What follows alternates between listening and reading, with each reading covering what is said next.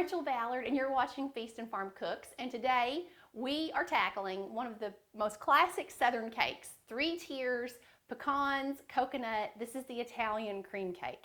Certainly not something you're going to want to eat every day, and not the kind of thing that I eat every day. It's really a special treat. It's a birthday cake. It's a holiday cake. I actually had this for the first time when I was a kid, and my aunt made it at Christmas, and it's just rich and sweet but special. So it's very important that you have it for those special occasions, and we're going to get started with it.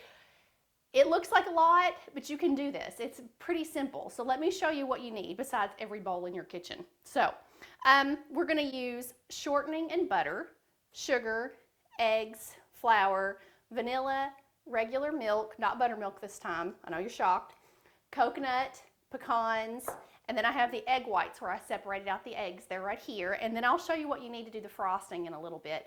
But the first thing we're going to do is we're going to beat these egg whites to stiff peaks. This is part of the leavening or the rising agent inside your cake. So I'm going to move some of this over so you can see what I'm doing. Stiff peaks is just when the egg whites will hold their shape.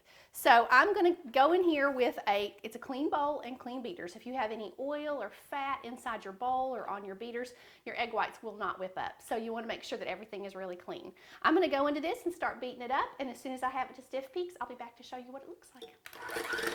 Okay, so we've gotten to stiff peaks. The meringue is holding its shape on the beaters, and when you lift up in the bowl, nothing falls over. So we are ready to move on. Now, beat that off. Okay. You don't need a spoon to do it, just beat it. I'm going to set these to the side for just a minute, and we'll come back to those in a second. So now into this great big bowl where everything is going to end up, I have shortening and butter. Some people ask me, can you do this with all butter? I'm going to tell you no, because I don't mess with a good thing, and this is how this one goes. And shortening is vegetable shortening, like Crisco, okay? Not lard or anything like that. I warned you before we started, it's not low calorie, but it makes a delicious cake.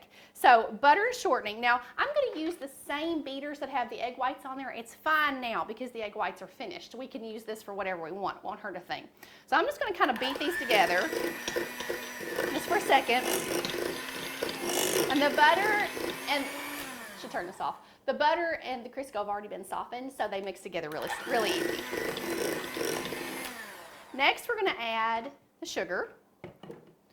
And it's a lot of sugar, but it's a big cake, and so we're not going to eat all of this ourselves, Lord willing, and then if we're not, then, you know, a little slice won't hurt you. So, the sugar in, and we're going to cream this. So, you beat it.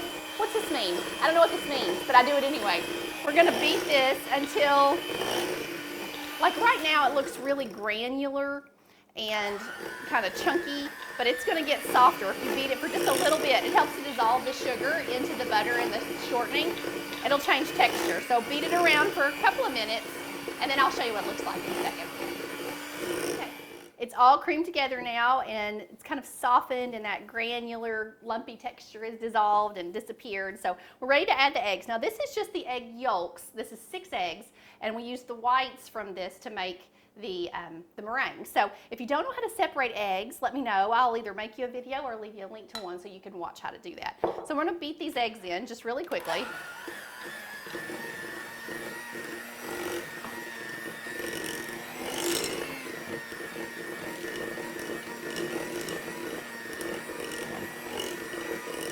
Okay, those are in. Now, we're going to go with a little bit of vanilla. Very easy. And the next thing we're going to do is we're going to alternate a cup of milk with some flour. Now the reason we alternate it is it changes the texture of the cake and makes it a little more tender. So what I'm going to do is I'm going to add in a sifter. This is self-rising flour. Somebody asked me the other day, they're like, why do you Southern women like self-rising flour? I don't know, it's the way the recipe was written. We can't help it. If you don't know how to make self-rising flour or don't have a recipe for it, it's simply all-purpose flour, salt, and baking powder. So I can make you a video for that too if you need me to, but I can leave you a link to somebody else's for now. So we're going to put about 1/3 of that flour into this sifter, and we're just going to, I just beat it on the side of my hand. Beat it in there. Now, this is really important. When you make a cake, Once you start adding flour, because flour has gluten in it, if you overbeat it, you're going to end up with a tough cake. So the trick here is just mix it until you barely have it combined before you add the milk. Don't stand here and wait until all the flour is in, then add the milk, then add more flour, and beat. You're just going to beat it to death. So just a little mixing. I'll show you in this cloud of flour.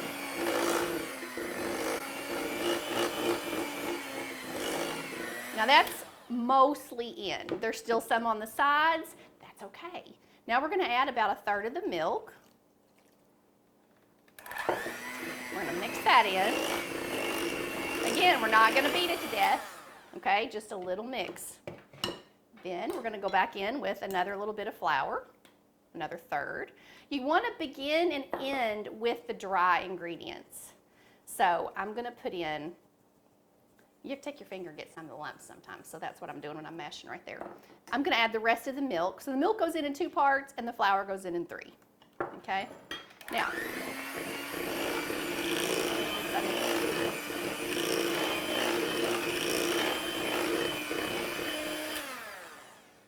then the last of the flour.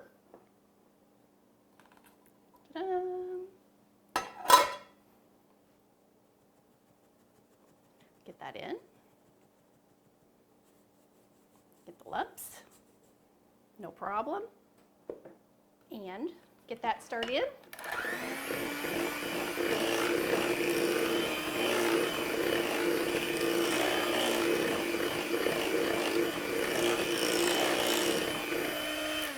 Now I'm going to go into this with my, look at a mess I'm making in here, with my spatula right now and just get what's on the sides of the bowl off and stir those in by hand. You're a little less likely to overwork it if you do it by hand if you need to, so I'm just going to get the last little bit in. Then we're going to add our pecan and our coconuts. So, no, I won't. I'm going to do my meringue next. Keep my order right. Okay, so we're going to put in 1/3 maybe of those egg whites. And what we're going to do is you just stir those in. You've got to loosen up this batter and keep it, we want to keep as much air in this as we can, but the first little bit of meringue we just kind of sacrifice. We have to in order to get this loosened. So I'm just going to stir that in. And you want to do it with a spatula, not with a whisk. So it takes a minute or two. Just be patient with it. Get the majority of that in. Okay, so that's in. Now, we're going to put in the rest of these, and I'm just going to slide them right out of the bowl and into the main batter. And you're going to fold this. So folding is a new technique for you. It's through the middle and flip it over. Through the middle and flip it over. And what you're doing is you're trying to retain as much air as possible. So, like again, a few minutes of flipping and stirring here, but very important that you have the lightness of these egg whites in the batter. So I'm just going to keep working with this, and as soon as I have it all mixed in, I will be back and I'll show you what it looks like. Okay, so I've gotten the batter completely smooth. There's no pockets of egg whites left inside here now, so we're ready to add the coconut and the pecans. I'm going to put half of this coconut in. I have about 2 cups here, so I'm going to put about 1 cup in, and the other cup I am going to toast in the oven when the cake bakes so that we can put it on the outside of the cake. So we'll get there in a second. Then I have about 1 cup of pecans. Now, pecans, however you say it, it's all good. So we're going to get these in here. And just, again, just gently, carefully fold those in so you don't undo your work at the rise and with your meringue. So just a couple of turns will get that worked in. Then I'm going to get my cake pans and show you how to prepare those to get them ready for the oven. Be back in just a second. It's time to fill your cake pans. Now I have 3 8-inch cake pans here. You can do this in a sheet pan if you prefer, or like a sheet cake 9x13 if you want to, but this is how the traditional recipe goes. So I have 2 nice baking pans here, and then I have 1 old dumpy one that I've had forever. So the thing about these, you want to grease and flour the inside. Now I do that with vegetable shortening. You shouldn't really grease your cake pans with butter. It tends to stick too much, but you run a coating of vegetable shortening around the inside, and then you put a couple of tablespoons of flour in, tap it around, and dump out the excess. I also have on the outside some homemade cake rings. Cake rings are simply wet paper towels folded up inside some aluminum foil and wrapped around the outside of the cake, or around the outside of the pan. And what that does is help control the heat, keeps your cakes flat on the top and prevents them from getting a dark crust as they bake. So that's going to be fabulous. Now, we're going to take this gigantic bowl of batter, use the biggest bowl you have, and just do the best we can to divide it between the 3 pans. These will bake at 350 for 18, maybe 20 minutes. So I'll check them halfway through until a toothpick inserted in the center comes out clean, and then they'll be transferred to a wire racticle, and I will show you how to do I've spilled it. I'll show you how to do the frosting in just a second. Okay, let's make some frosting. So in this bowl I have 8 ounces of cream cheese, half a stick of butter, and some vanilla, and then I have a whole pound of powdered sugar. What can go wrong? Nothing. Okay, so I'm going to mix up first the butter, the cream cheese, and the vanilla, which has been softened, by the way. Okay, now sometimes I think this frosting is a little bit thick, so I set down a couple of tablespoons of milk in case I need it, but we'll just see. So you can either dump in all your powdered sugar, or you can do it a little bit at a time. I'm going to do mine a little bit at a time so I don't wear it, and I'll get this mixed in. You can keep working with this until you get it to the texture you like. I'm getting mine just about there. That took probably an extra maybe 3 to 4 tablespoons of milk to get mine to a texture that I like. So, but you can just work with it. I'm going to pull this out of there. Just work with it. If it's too thick, I mean, add a little milk, but just do it carefully, because if you put it in, you can't take it out. So, okay, frosting is done. I'm going to get it out of these beaters. Probably lick the beaters when you're not watching. And I'll be back in just a minute to show you how to frost and serve a cake. Our Italian cream cake is ready to be frosted, and I'm going to show you what, well, I already frosted it, finished, I guess we should say, decorated. So I stacked up my layers. I've put on my first layer of frosting, and it's not a terribly thick frosting, you know, not deep, and we don't need it to be. It's plenty rich enough without all of that. So I have my toasted coconut here that I just did this in the oven. You've got to watch this so carefully so that you don't burn it, because I've been known to burn things a time or two. So you just take a handful, and this is parchment paper that I've laid under the cake just to help keep it clean. And all you're going to do is just kind of touch it to the sides and work your way around the cake. This is going to just put that nice layer of toasted coconut on the outside. We'll go ahead and just put a little more of this around the sides. And you can pick it up off the sides and just keep using it if you want. You can just keep recycling it till you get it all the way around there.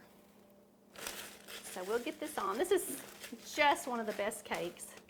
Subtle flavors, but still its own unique one at the same time, if that makes any sense at all. Okay, so got that on. Now what I'm going to do next is just put, you know, with a piping bag, it's got a little bit of frosting in there with a star tip on there, just a few little swirls on the top, just to give it a little extra something.